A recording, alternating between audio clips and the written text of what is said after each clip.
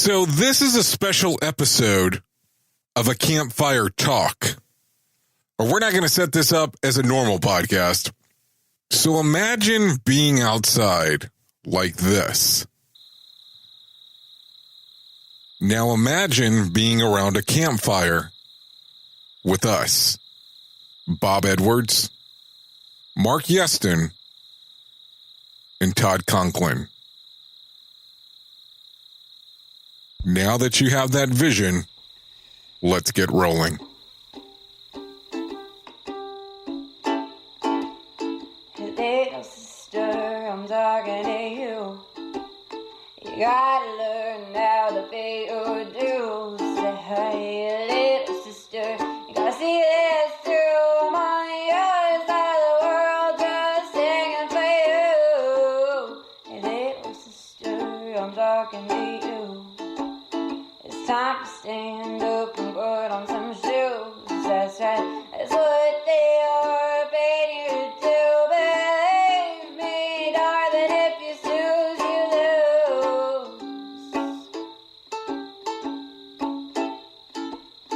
1, 2, 3 little birds are telling me not to get hurt. If you walk on fire, you might get burned. But if you dance on the flame, I swear you'll go insane. Little sister, I'm talking to you. You gotta learn how to pay your dues. Little sister, you gotta see this through. Okay, hold on. Let me try something else. That's whatever that was. Got better. He's Okay, getting cool. kind of radio voicey on us. I don't know if Hey. Thunder Boomers in the forecast, 14 degrees outside. Thank you for listening to KJLS, That's right. where the Timmy. music lives. The power of the atom, No. Timmy. That's the future for no, America. it's KJFK, and then you have. Yes. Okay, I got you on that one. WN. So here was my idea, and I don't know if anybody saw that our little ad ran before we actually recorded. I was thinking, what if we did this more along the lines like if we're just sitting around like a campfire? Yeah, that's fine. That's kind of how we do everything. Where we're just talking. Well, I mean, just talking, opposed to it being some big production. No, kind of that's- like already you guys are going, where you're just talking. Well, that's how we do everything, Jay. So that's not going to be hard for us. Okay, cool. Well, my only issue, Jay, is we need to make sure we're 6 feet apart. Long Okay. for that. I have moved the microphone that far back. Yeah. So we are about as social distance as we can be. Well, we got Florida, Chattanooga, and New Mexico. Mhm. Santa Fe. We're like in a Yeah, whole but I just don't different know how country. close Mark. Mark came over here because I think he was feeling a little cabin fevery. Yeah. So I switched cabins.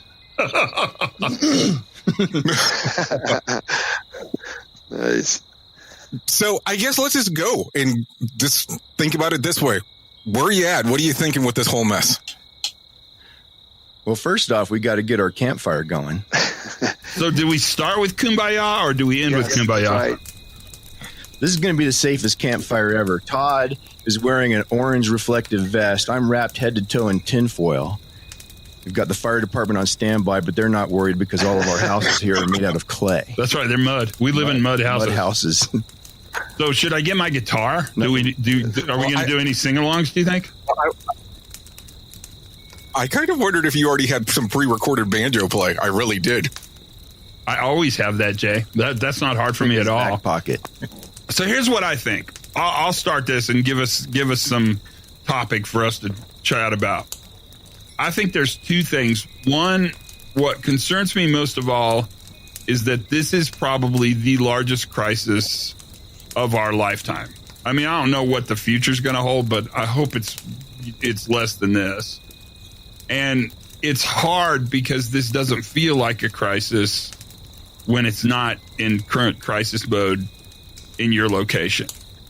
But it's clearly a problem, and it's clearly frightening, and it's clearly global. And we know it's big because it's impacted everything. Every way anybody works, anywhere pretty much in the world, at least that I'm talking to, everybody's kind of in the same place. Yeah, I just saw a friend of mine at the store. I used to work with him at the old GE site I worked at Roper.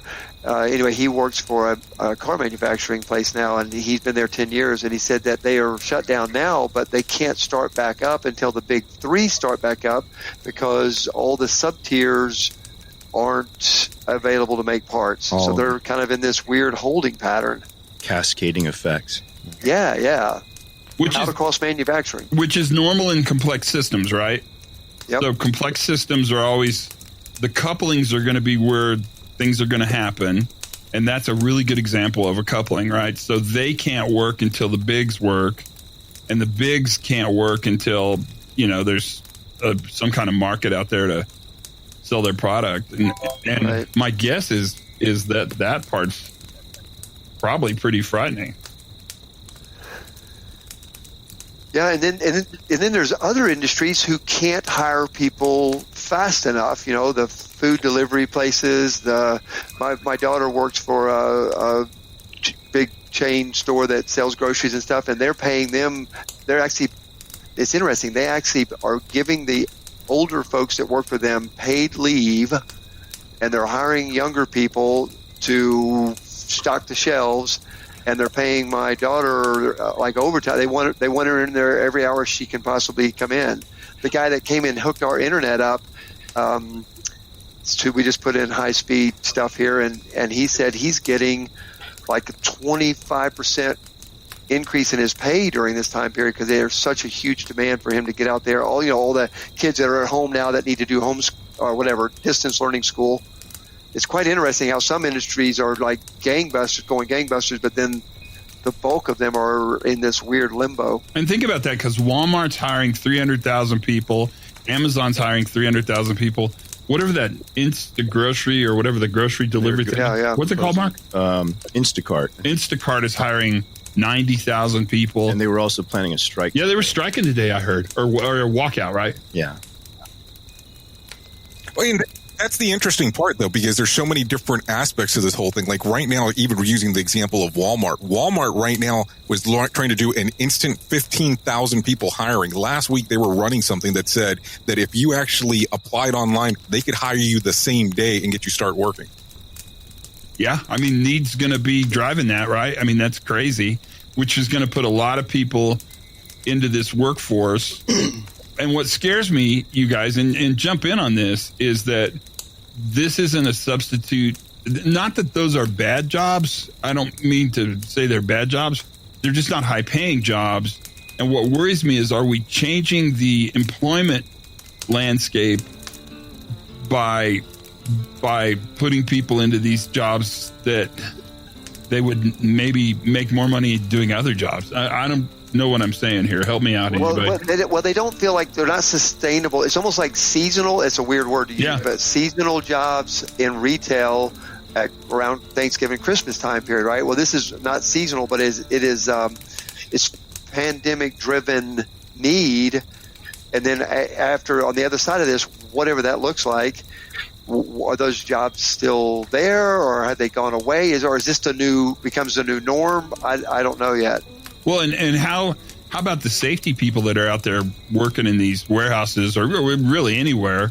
The toilet paper guys, right? They've got all these new green hats on the floor, still running high risk operations. Because I don't know how you guys think, but the scariest thing to me in a workplace is probably a fork truck, right? And so now you got all these people running equipment. You're probably going to see increased injuries because they're new employees. We know that.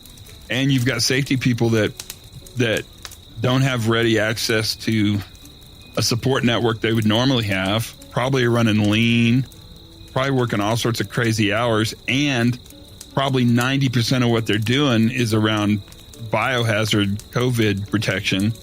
And so things like lifting and, those. Yeah, machine guarding. Yeah. Right? Lockout, tag out. Yeah, I'm probably not auditing lockout, tag out if I'm trying to get masks and gloves for people. Or cleaning, handrails every 30 minutes or putting plexiglass screens up in front of the cash register. Yeah. How do you guys feel about the lack of PPE? I mean, other than it's just inexcusable. I think a lot about that. So, we're talking about how people's jobs have changed or gone away, or, massive hiring is going on. Think about the people, and I'm in touch with a lot of them because of, my background and career, who are working in healthcare. Not only have they stayed at work, their work has intensified incredibly. So I was teaching a class of nurses and physicians from all over the country just a couple of weeks ago, and we've sort of stayed in touch as they've gone back to their own jurisdictions. And to a person, they're talking about the shortages of PPE, which is amazing because in our safety work, that's kind of, inviolate. PPE, you're off the job or whatever. And here we're asking people in the most dangerous time of our life experiences to improvise and go without. The fact that, and I'm not trying to, who to blame, I have no idea, but the fact that we are running low on personal protective equipment, or we're already out of it in some cases. On some ambulances, they gave up the N95 mask some time ago in favor of just regular surgical masks. And it's interesting, when I started my career, was about the time HIV/AIDS was emerging, and the notion of PPE for first responders and paramedics and police and firefighter in the field was kind of non-existent. I remember the first ambulance I worked on in a metropolitan area, the only pair of rubber gloves were in the obstetrical baby delivery kit. Right. And my mentors at that time were mostly former Vietnam medics.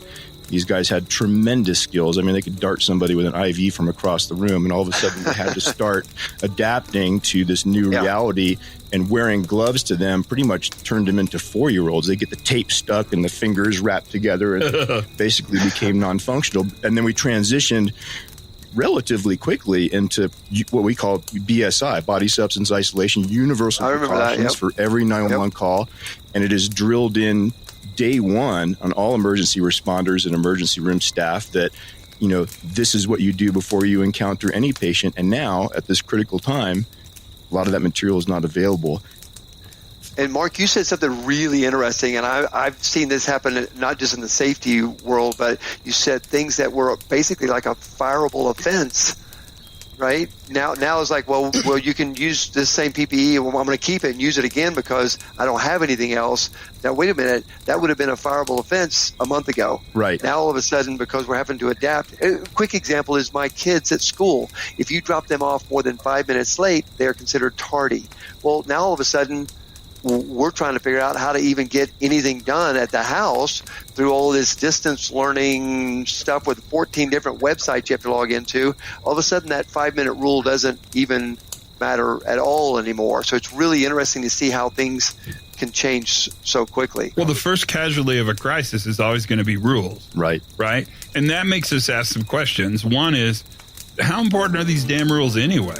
If they're the first thing we throw away when things get tough, then clearly those rules exist for some other reason than operational efficiency.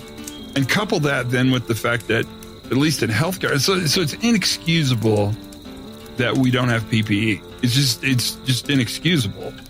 But the crazy thing is that we have a highly infectious disease, 30 times more infectious than the flu, and we don't give frontline workers the correct PPE. And we're sort of, in a way, blaming the practitioner for the lack of. It's really weird for the lack of equipment. It's become this bizarre phenomenon. Well, and it's interesting to me. We praise people who work in healthcare for being dedicated, quote unquote. They're so dedicated. People who go into that line of work are certainly dedicated, but I think a more accurate term in times like these is that they're what I would call morally hostage. And morally hostage to the situation is that, by inclination, training, and profession, they're going to run toward the fire. They're going to run toward the problem and try to help people. And they know that if they decide to make a stand and not show up, which I hope they don't do, and they won't do, they're leaving the people that they work with and they also care about, the rest of their team, at a disadvantage. Yep. And I think you feel like you must go because it's just programmed into you. But for the people that must go or must receive these patients, everybody needs to do everything we can to keep them as safe as possible, because It's a tenet. The worst thing you can do in an emergency is to become part of the emergency when you're there to solve the problem. And if you're getting sick, then it just complicates the situation. So, Jay, did you want to say something? Because you need to hold the talking stick if you're going to talk, okay? and Bob, you need to take another bong hit. Right, yeah, that's in Tennessee. And let me just kind of open this up. What do you think about this whole thing of people now using bandanas as using that as a protective measure at the point? And then the other portion, you're hearing news now coming out of New York where they're letting fourth-year medical students graduate early for they can intern inside of some of these hospitals. What are your thought processes behind some of this? Well, let's divide those up because those are two different, really distinct and different topics. So the bandana thing is just crazy. It's a desperate attempt to provide something because the belief that something is better than nothing is really a strong kind of held belief. It's not better than nothing, and it's goofy. I mean, Mark will have to speak to this, or Bob can speak to it. They've got backgrounds in this. But it's just a desperate attempt. It'd be like putting somebody on fall protection with a piece of like a piece of using yarn. Yeah, binder's twine or out of webbing. So we'd like you to use some of this parachute cord. It probably works. Yeah, it's good. It's good parachute cord. It's not the best parachute cord. Better than nothing. Right. So I think, but some of the bandanas do look cool. I mean, you got to give them for style. They just don't do anything. They must have some impact, do they? Because if it's droplets, I think a bandana probably stops droplets. But they're saying it's not droplets; it's aerosolized. So the choir. Do you guys follow the choir that got infected in Washington State? So they had a community choir practice, and 60 people came, and 40 of them have coronavirus. Oh no! But they practiced social distancing, so they were 6 feet apart. They didn't hug. They didn't shake hands, but they were singing. And so singing, clearly, you must aerosolize. I mean, I can't teach a class without spitting on the people in the front row. That's good to know. Well, that's why there's a sign. If you go to one of my classes, it says the first 3 rows, you will get wet.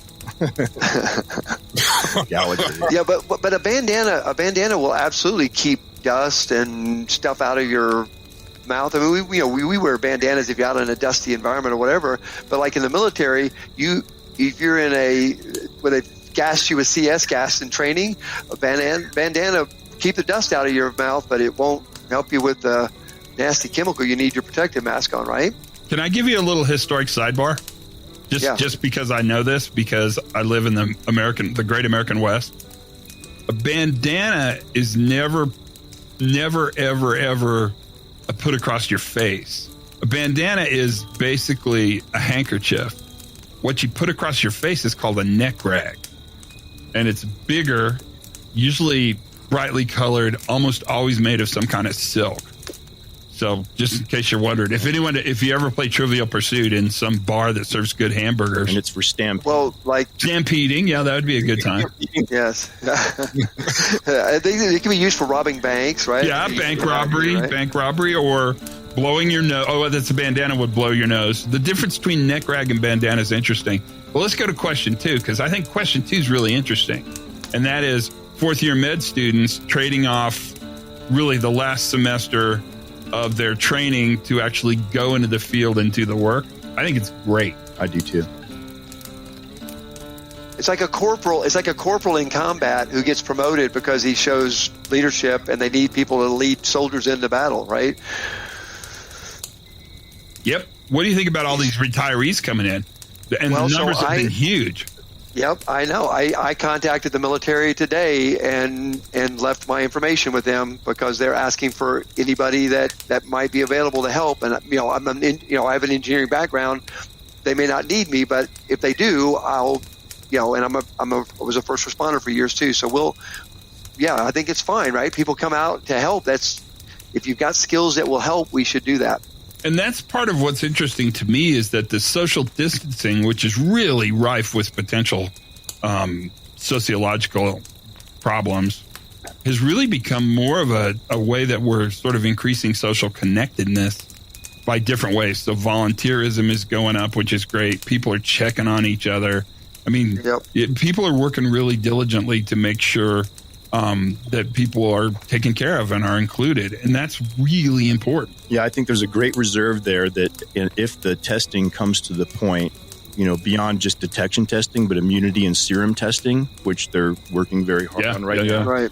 If we are feeling quite confident that those who were either had and recovered from the disease or picked it up and were asymptomatic and now have a pretty decent chance of being immune, that's a pool of people that can take this time to go and help out others. I mean, I'd be at the food kitchen right now if I knew I wasn't going to get anybody else sick.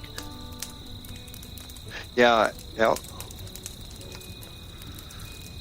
So what are you seeing that the next phases are going to be? And I know this is the crystal ball question that I love to ask people, but what are you seeing next based on some of like the research that you've done probably on the Spanish, the Spanish flu that occurred many moons ago? So what are you thinking? This is for anyone. It's going to get worse. It's going to get a lot worse. So, I mean, as difficult as this is to say, because it's just difficult to say, it's going to get, a lot of people are going to die. And you can kind of predict it. You can look around the world at countries that are ahead of us and sort of see where it goes. After it gets worse, then I think that's going to be a really important time, because at the risk of sounding like I'm repeating myself, which I've never hesitated to do, let's just put that on the record. We're going to the organization that you left 2 weeks ago will not be the same organization that you come back to. Because people they're going to have stories about this. They're going to have family members that died. They're going to have friends that died. I mean, I was talking to my friend who works for a large soft drink company in Atlanta. I don't want to say the name, because that seems like that would be right. And he's got 2 associates he works with that are in ICUs on ventilators. Wow. So the notion of restoration is going to be a really important part of what happens. And I think organizations are going to need to be thinking about, this is hard too, but they're going to need to be thinking about, how are we going to re-enter this new world? How are we bringing people back? What kind of PTSD work are we going to do with them?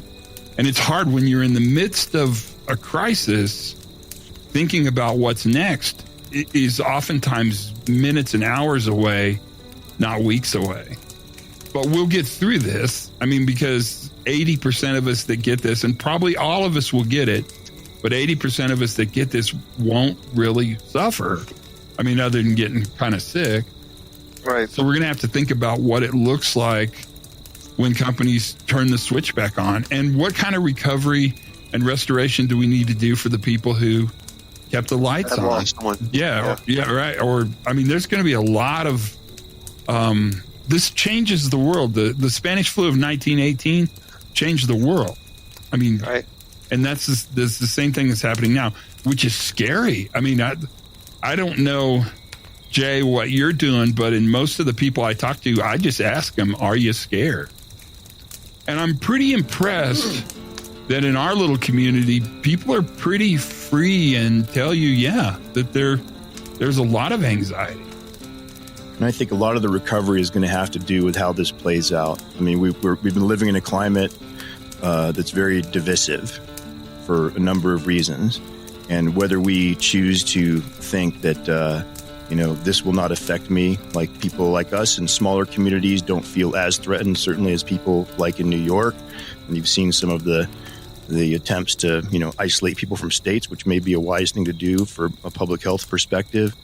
But if we start to get us and them, rather than having this as a unifying shared experience, that's going to have everything to do with when we begin to recover, how well we do at recovery.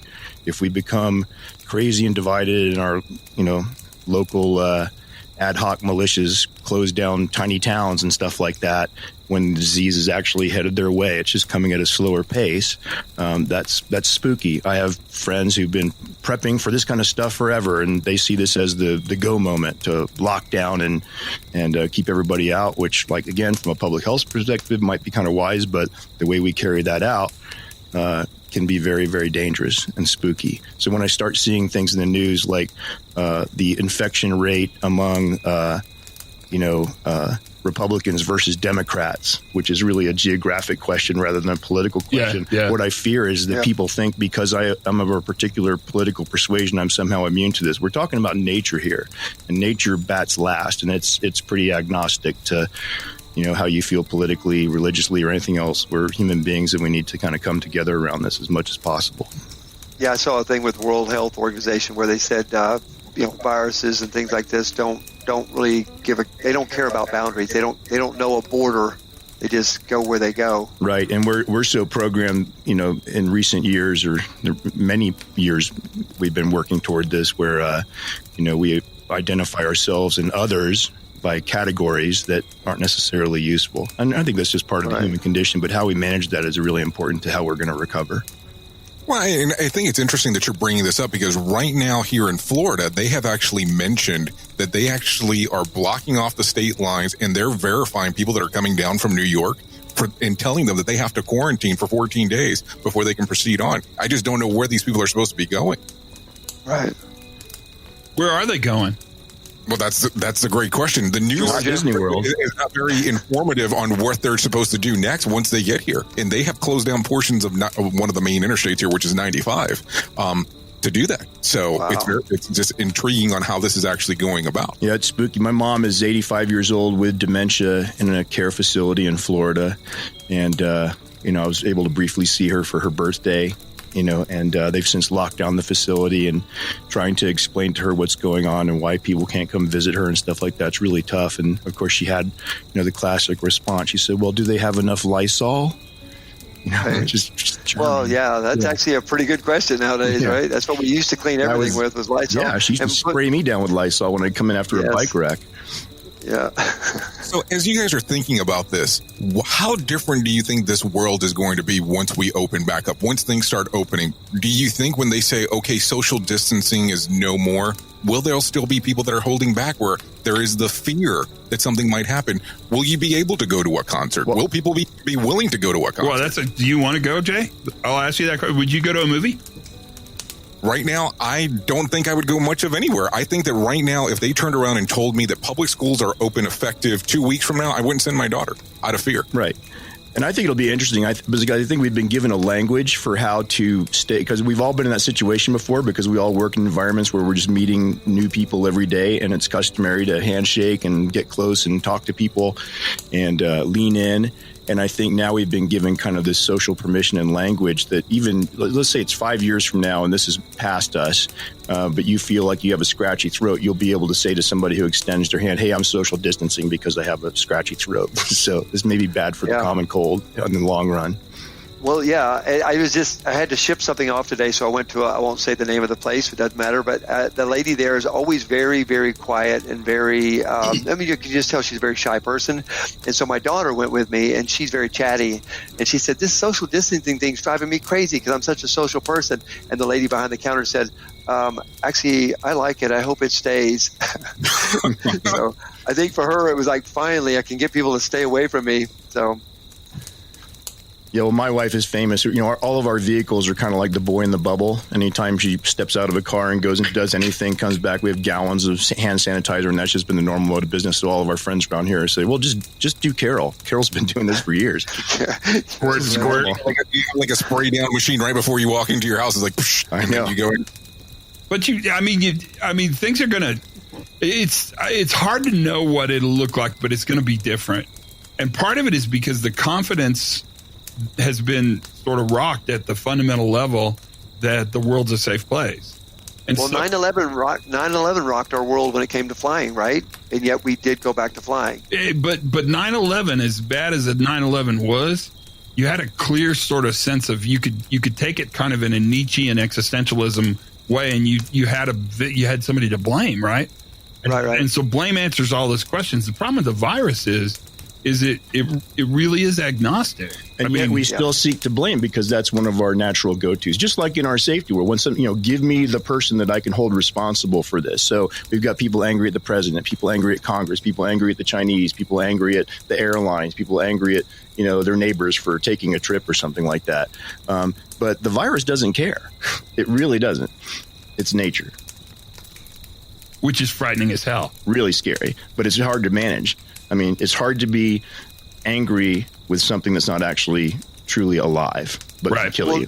Mark, you've responded to a lot, like I have, to a lot of really bad events as a first responder and a firefighter. You know, we go in after the tornado just rips something apart, and you can be so angry at that tornado, but you can't do anything about it. You're like you become angry at the tow truck drivers, or the fire department becomes pissed off at the cops, and the cops are mad at the paramedics, and the paramedics are mad at the nurses, and that's just kind of that's human nature, but it's manageable. Yeah, you're mad at that tornado, but you can't stop that tornado. You can't bring it under control. Well, and the idea, I mean, it goes back to something we've talked about for years, and that is the idea that bad things can just happen is almost unacceptable. There has to be a cause, right? There must be a cause. There must be a cause. And so we desperately look for the cause because we want to oversimplify, which is a part of when complex systems fail, our response is to go to a simple solution. Well, there is no simple solution to this. I mean, there's, everybody in the world probably will be tested. That's a bold statement, but lots of people in the world will be tested, at least psychologically. And let's think about re-entering the workplace. So I'm going to bring my guys back.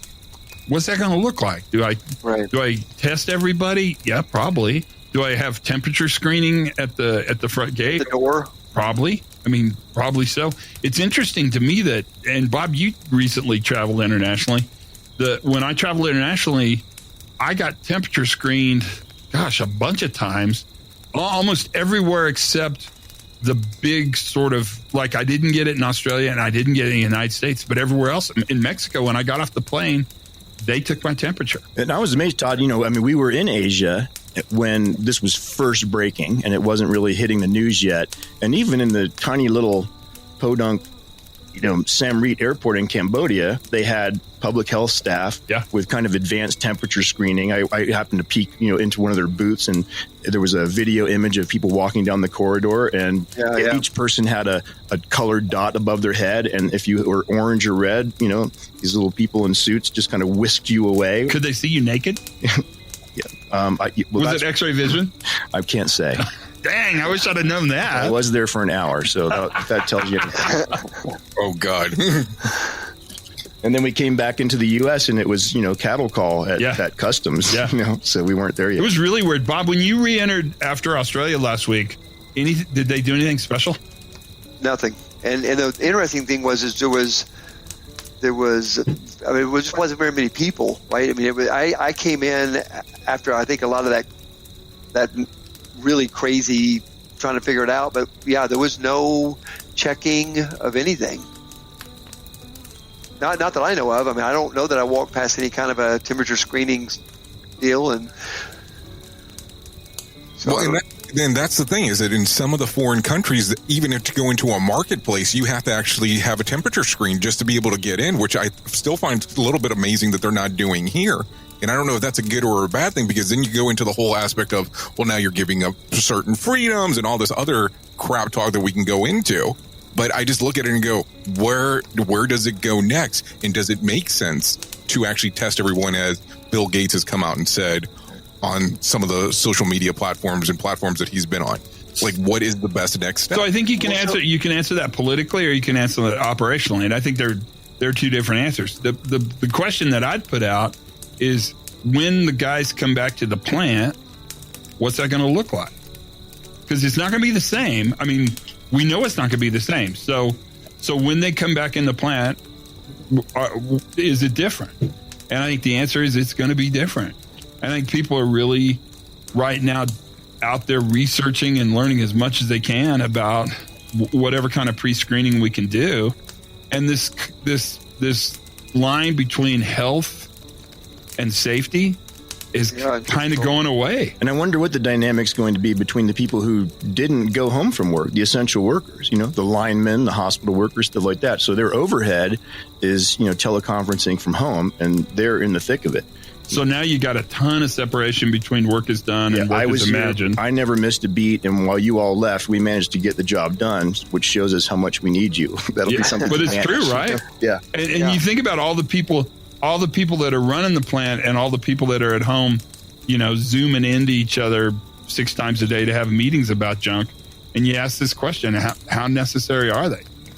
Yeah, it's a really good question. And even just thinking about, like, I'm a manufacturer, right? That's been my whole career. We set these efficiency targets for these lines at like a 5-foot pitch. So we've got people, you're within a couple of foot on either side, all the way down this assembly line.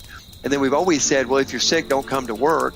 But now are we going to screen them with a temperature scanner as they walk in? If you're sick, we turn you around and send you home. I mean, regardless of whether it's COVID-19 or whatever kind of flu or virus you have, it could really impact the whole manufacturing world on the other side of this. Well, and the other thought behind it is a couple different things. Number one, there was a lot of jobs before we got into this that people said you couldn't do from home, which now that seems to be different. And then number two, how much automation is going to come out of this going forward? Like, how prominent are some of these Amazon stores going to be where you can just walk in and grab items and walk out, where there's no physical cashiers and it can automatically scan you when you're actually leaving? And then the automation such as logistics, warehousing, and transportation, where they can do that in automation. Is that going to be something that comes big outside of this? Ask that question differently. Is social distancing going to rapidly increase automation? And I think that's a better question to ask, because I think the automation thing, that cow's already left the barn, right? So that's happening. Is social distancing going to speed that up so that we can do a lot more commerce exchanges with a lot less interface with another human being? Which now, 6 weeks ago, I would have said, oh, that's unattractive to me. But now that's kind of attractive. Yeah, because I mean, I kept on complaining when I would go to the grocery store and I had to check myself out. I kept on going, hey, am I going to get a W-2 at the end of the year? But now it's like, well, that's not a good joke anymore. Yeah, no, it's a way different joke, isn't it? And like people that are using food delivery or where they shop for you and you drive up and pick it up, whatever that's called. It must have some kind of name. Sorry, you guys. I don't know what it's called, but right? It's just called pickup, I think. Yeah. But that's when you look at it, and once you kind of figure out the voodoo on how to shop that way, I have a pretty big question. I'm not sure I need to go back to a store. No, well, remember, it's been 7-8 years ago, maybe even longer, when Walmart or some of the big retailers were proposing just having pit tags on each item that you buy, and basically you fill your cart and you just blow past a sensor. Yeah. It makes note of everything you bought, charges your credit card, and there were privacy concerns like, I don't want anybody to know that I buy Cheetos in such large quantities. Oh, everyone knows. If that was Cheetos, out, you cannot hide Cheetos. If that was rolled the orange out, fingers will give you away. The Cheeto finger.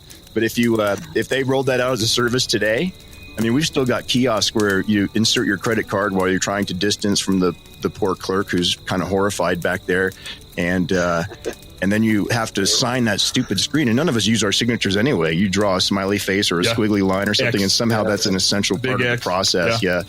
I think that'll go away pretty quick. Yeah. Well, and then the other thing was that over the weekend, at least here in Florida, some of the grocery stores started putting up plexiglass to divide you from where the actual cash.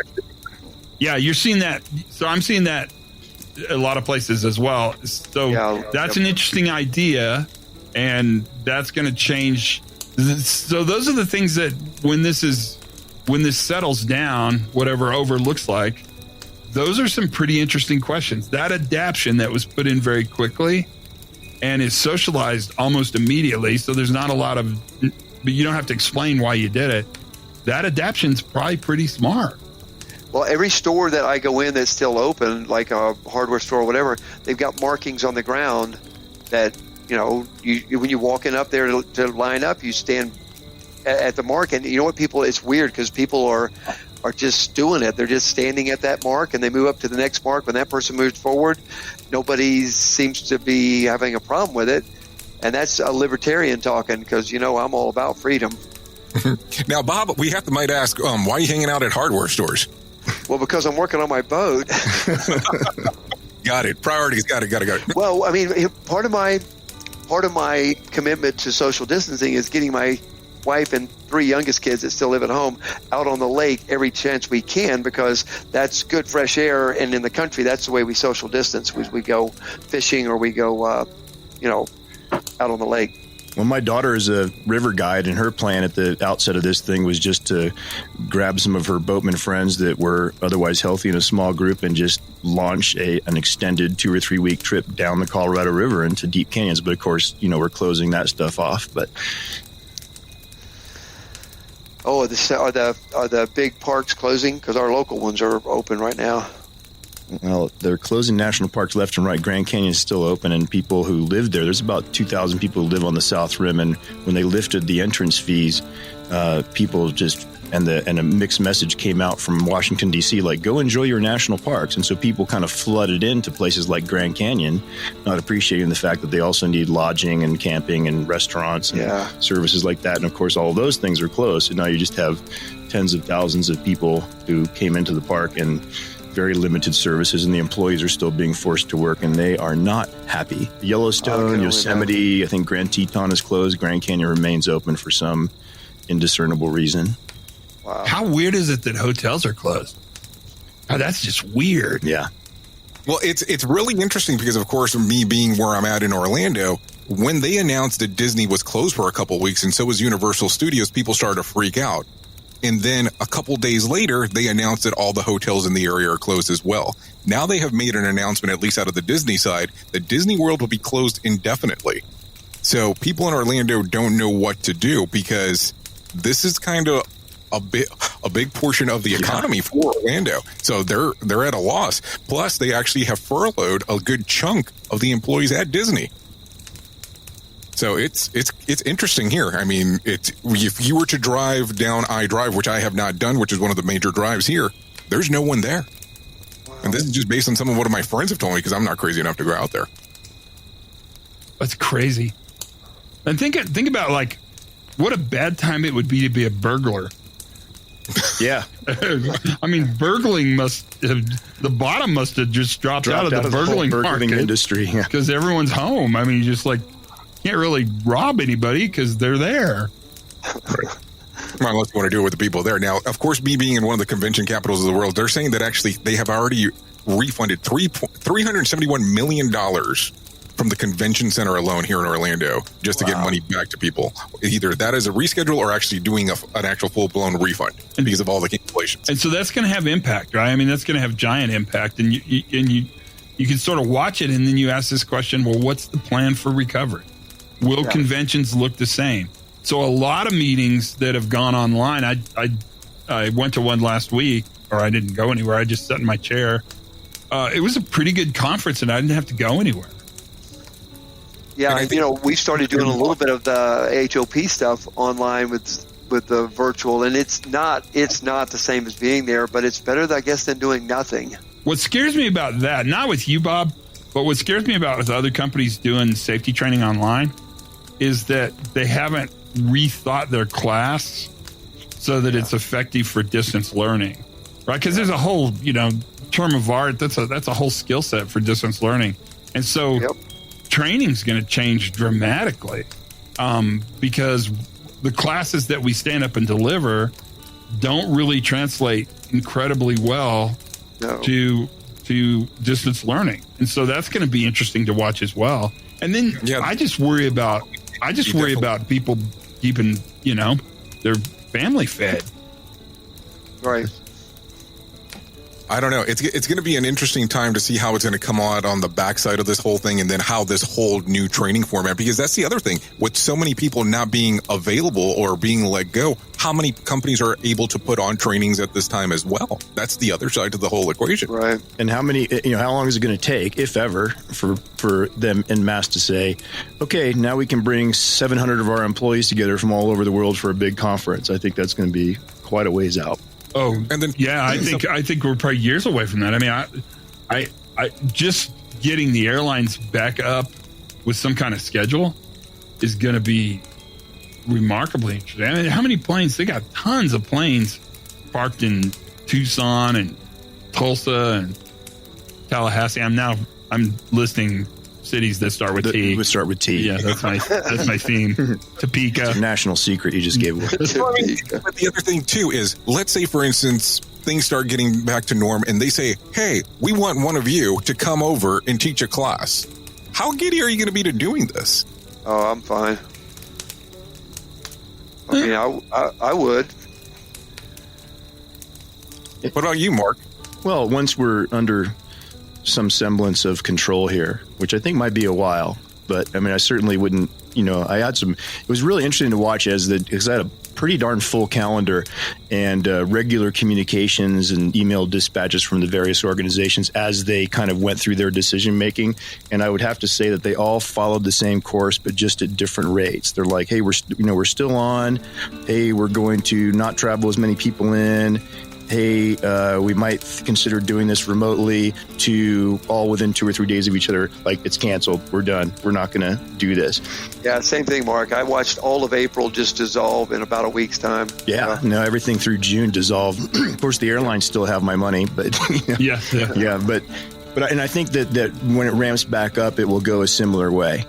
Companies will start to see what other companies are doing and what's working for them. It's looking to me like everything's going to reschedule in October. It's going to be sad. October's going to be horrible. Well, what I think a lot is people actually trying to do some of these bigger conferences is full rebooks a year later. And it seems like that's what a lot of the conventions, quote unquote, are trying to sell to other people, where they say, let's do it a year later. Right, like the Olympics. Right. And that's what even I was talking to Lisa with ORC HSE, that they've already kind of gigged that HOP meeting in January. So they moved it back 6 months or so, 7 months probably. So, but one wonders, looking at the news, if we'll be back to sort of normal ops. Well, I don't think we're coming back to normal ops. Let me suck that word back in. There'll be a new normal if we're back to the way we do work. Yeah. So on Sunday, when it was announced that the social distancing should continue through April the 30th, do you agree with that as the resolution for the time being? Oh God, yes. Have you not looked at the data on that? Oh, I've looked at all kinds of data, but I want people's opinions. Well, I know what the social distancing is. I mean, it makes an enormous difference in the capacity of our healthcare, and so I mean, it's fewer people will die if we don't hang out with each other, and so I mean, it's not even an argument, and I hate it. It's not going to be the first extension. So when you say you're all for it, Todd, it's not like, I'm all for back to normal after that date. That's not going to be the case. Hopefully we're in a much better situation then, but we've got there's a lot going on. I'm scared what normal's going to look like. I mean, I got a lot of anxiety around what's going to happen. I mean, what's this going to look like? I think through the summer, normal's going to be almost what we're doing now. Sitting naked in a hot tub? With a campfire floating around? In a hot tub with Mark at the moment. Hey, whatever. More power to you. Oh, no, we're all together. Don't act like you're not here, Jay. No, and so with the people that are listening to our little chat, is there any part of you that's not tattooed? Back of my head. That's about it. Okay, just checking. So with the people that are listening, what messaging would you want to tell them? So I've thought about this a lot. So there's really a couple messages that I think are really important. One is that this is not a time to become insular and to oversimplify. So when crisis like this happens, we really want to reach out and capture diversity, not turn in and hunker down. So talking to workers is more important now than it ever was, and it was super important a month ago. But allowing diverse opinions to be a part of the conversation is really, really, really important. The second thing I would tell people is that watch how agile and adaptive people are, because that's what we've talked about for years, and now we're seeing it actually happen. Those two things, I think, are really important. I don't know if it's very encouraging, or if it's not be happy, we're going to get through this, although you should be happy, and I think we'll get through this. It's really watching the presence of adaptation. It's organizations will rise and fall, and there will definitely be organizations that fall. They will rise and fall on their ability to actually manage change. Bob, same thing for you. So I think I totally agree with what Todd says. I also think that, just the continuous, never giving up. I was working with a group last week who are actually still very strategically moving forward with some of their key initiatives to try to get better at learning from the worker and listening to the worker, and they're adapting and figuring it out. And I kind of said they remind me of Winston Churchill. When London was being bombed, he was kind of down in the bunker there, but he was planning his counterattack. And so I think now is the time to keep looking for ways to improve and not give up, and look for ways to kind of help each other out through this whole thing, because I really do believe we're in this together. This thing doesn't discriminate against education, against social status, against how much money you have in the bank or whatever. It doesn't care. And so really should use this as an opportunity as humans to pull together and not be divisive and not be, you look for ways to help each other out for sure. Marc Yeston? I think we have an opportunity to make this into one of the great shared experiences, even though it's in a very unfortunate situation. We're all going to be impacted either by concern or actually bad things happening to family members, particularly the elderly. We're all going to be affected economically. We're all going through different levels of the same thing. We see entertainers and politicians and people that we respect and admire who are going to fall to this. There's an opportunity to be on the same page, to realize that I may look at it through a different lens, but we all have very similar concerns as far as our humanity goes. Well, gentlemen, I really do appreciate you guys taking the time to do this, and I know that's something out of the norm, but I just think that it was something that our listeners should be able to have a chance to take a listen to your thoughts of what's exactly going on right now inside of the world. So I want to say that, number one, I appreciate the friendship among us, and I appreciate the time of you doing this. We appreciate it too, Jay, and best wishes to your lovely family. Yes, stay well, stay apart, wash your hands. Well, thank you for taking a listen to this special episode of A Campfire Talk, featuring Bob Edwards, Marc Yeston, and Todd Conklin. I know this was a different approach to most podcasts that we do here at Safety FM, but I wanted to give you something different today. Something to take a listen to from a different perspective. Thank you for always being the most important part of Safety FM, and that is the listener. Like I've always told you, if there's anything that we can do, don't hesitate to contact us at safetyfm.com. Leave a message in the bot, and we'll get back to you as soon as we can. Thank you, and take care of yourself for now. And enjoy this music by Annabelle. Little sister, I'm talking to you. You gotta learn how to pay your dues. Hey, little sister, you gotta see this through. I'm on the other side of the world, just singing for you. Hey, little sister, I'm talking to you. It's time to stand up and put on some shoes. That's right, that's what they are paying you to do. Believe me, darling, if you snooze, you lose.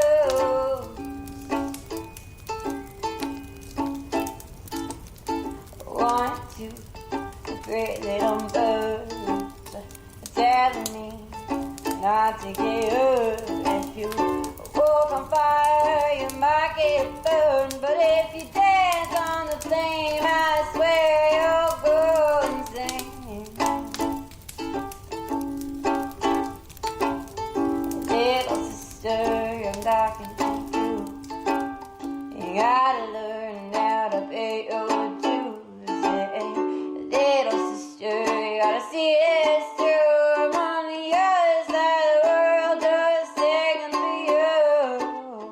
Little sister, you gotta stay humble. And remember to try not to mumble. Little sister, gotta promise me one thing, 'cause you learn to love yourself. 'Cause if you don't, nobody will love you.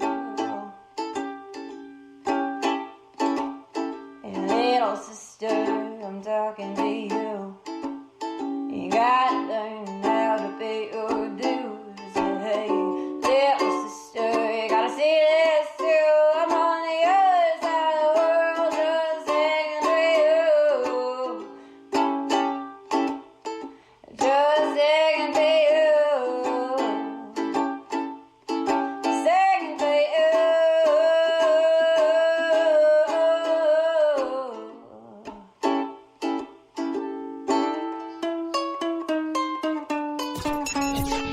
The views and opinions expressed on this podcast are those of the host and its guest and do not necessarily reflect the official policy or position of the company. Examples of analysis discussed within this podcast are only examples. They should not be utilized in the real world as the only solution available, as they are based only on very limited and dated open source information. Assumptions made within this analysis are not reflective of the position of the company. No part of this podcast may be reproduced, stored in a retrieval system, or transmitted in any form or by any means, mechanical, electronic, recording, or otherwise, without prior written permission of the creator of the podcast, Jay Allen.